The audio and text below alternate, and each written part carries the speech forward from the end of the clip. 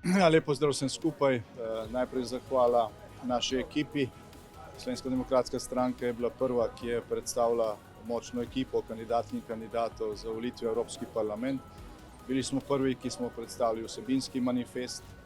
V tem manifestu smo povedali, kako si predstavljamo Evropo v prihodnje.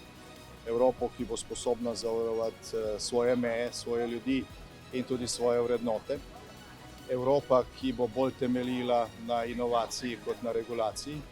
Evropa, ki bo resen dejavnik tudi v mednarodnem prostoru. In predvsem Evropa, ki bo zagotavljala tisto varnost, tiste vrednote in tisti način življenja, na katerega so prisegali ustanovni očetje Evropske unije. Zdaj, kar se tiče pričakovanj, kot je rekla gospa Romana, bitka še traja. Zdaj v samih soočenjih je bilo zelo malo prostora za soočenje različnih mnenj o prihodnosti Evrope, vse drugo je prevladovalo.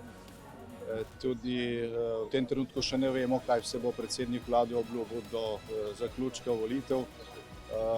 Tega je bilo ogromno, niti se ne da vsega resno komentirati. Kot vidite, ankete so rezultati ali pa napovedi tesne, kar pomeni, da ni še nič odločeno, mandati še niso razdeljeni in Slovenska demokratska stranka se bo borila za boljšo Slovenijo in za boljšo Evropo do konca zadnjega preštetega glasu.